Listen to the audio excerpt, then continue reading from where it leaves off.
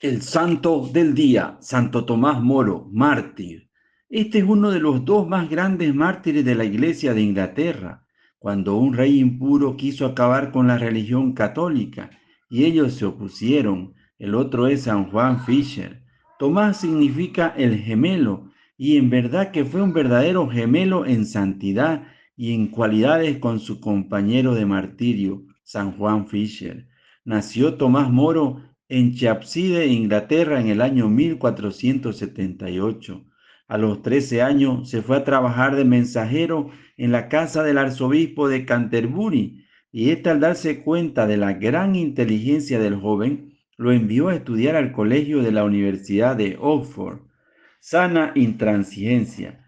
Su padre, que era juez, le enviaba únicamente el dinero indispensable para sus gastos más necesarios, y esto le fue muy útil, pues como él mismo afirmaba después, por no tener dinero para salir a divertirme, tenía que quedarme en casa y en la biblioteca estudiando, lo cual le fue de gran provecho para su futuro.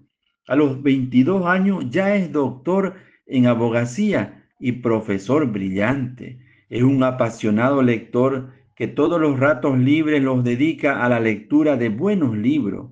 Uno de sus compañeros de ese tiempo dio de él este testimonio. Es un intelectual muy brillante y a sus grandes cualidades intelectuales añade una muy agradable simpatía. Dudas acerca de la vocación. Le llegaron dudas acerca de cuál era la vocación para la cual Dios lo tenía destinado. Al principio se fue a vivir con los cartujos, esos monjes que nunca hablan ni comen carne y rezan mucho de día y de noche. Pero después de 4 años se dio cuenta de que no había nacido para esa heroica vocación. También intentó irse de franciscano, pero resultó que tampoco era ese su camino. Entonces dispuso optar por la vocación del matrimonio. Se casó, tuvo 4 hijos y fue un excelente esposo y un cariñosísimo papá. Su vocación estaba un poco más allá. Su vocación era actuar en el gobierno y escribir libros. Un buen amigo para con sus hijos, para con los pobres y para cuantos deseaban tratar con él. Tomás fue siempre un excelente y simpático amigo. Acostumbraba a ir personalmente a visitar los barrios de los pobres para conocer sus necesidades y poder ayudarles mejor. Con frecuencia invitaba a su mesa a gentes muy pobres y casi nunca invitaba a almorzar a los ricos. A su casa llegaban muchas visitas de intelectuales que iban a charlar con él acerca de temas muy importantes para esos momentos y a comentar los últimos libros que se iban publicando. Su esposa se admiraba al verlo siempre de buen humor, pasara lo que pasara. Era difícil encontrar otro de conversación más amena. Autor de libros famosos, Tomás Moro escribió bastantes libros, muchos de ellos contra los protestantes, pero el más famoso es el que se llama utopía. Esta es una palabra que significa lo que no existe. En ese libro describe una nación que en realidad no existe, pero que debería existir. En su escrito ataca fuertemente las injusticias que cometen los ricos y los altos del gobierno con los pobres y los desprotegidos, y va describiendo cómo debería ser una nación ideal. Esta obra lo hizo muy conocido en toda Europa, trabajando con el gobierno. El joven abogado Tomás Moro fue aceptado como profesor de uno de los más prestigiosos colegios de Londres.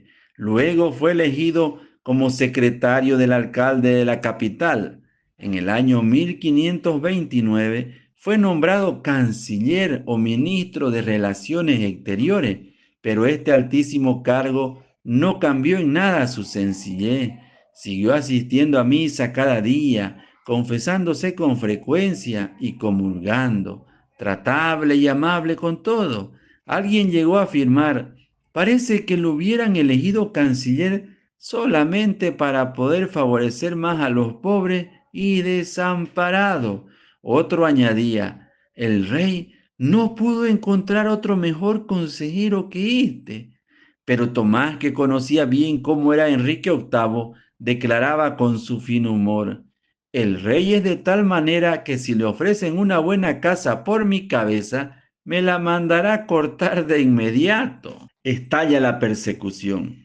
Ya llevaba 2 años como canciller cuando sucedió en Inglaterra un hecho terrible contra la religión católica.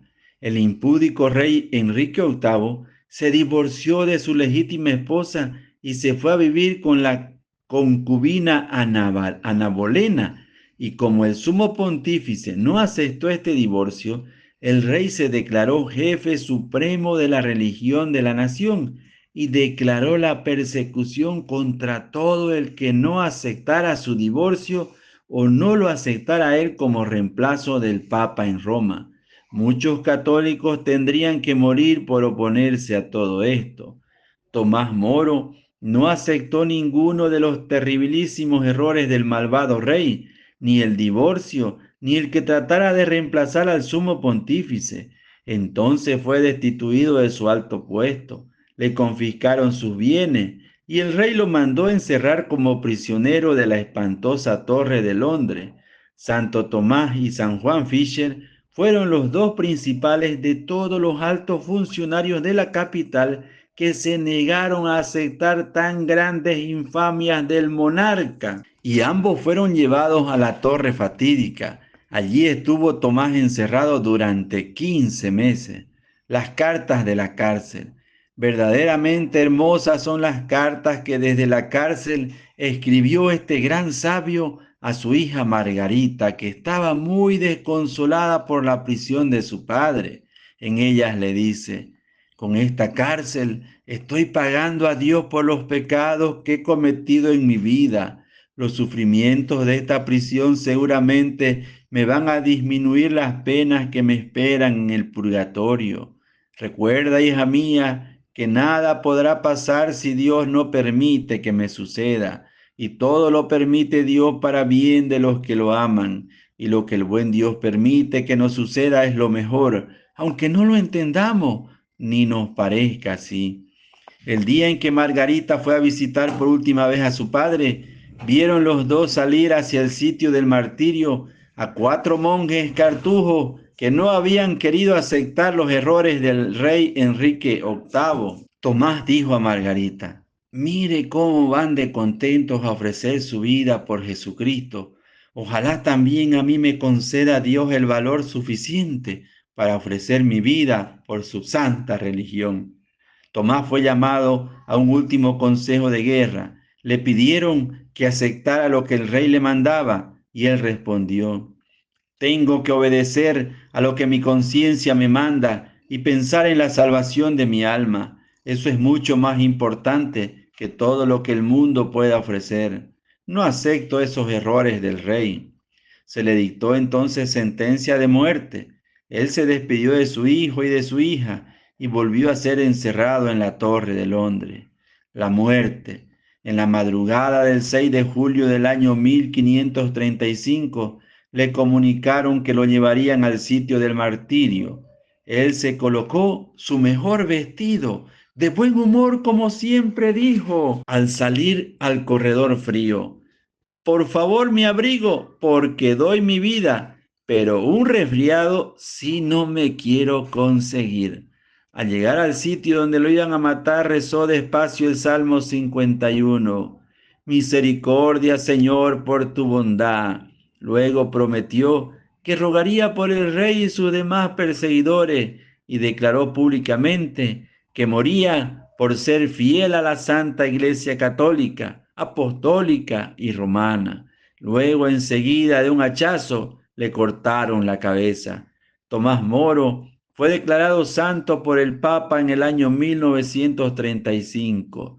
Un sabio decía: este hombre, aunque no hubiera sido mártir, bien merecía que lo canonizaran, porque su vida fue un admirable ejemplo de lo que debe ser el comportamiento de un servidor público, un buen cristiano y un excelente ciudadano. Amén.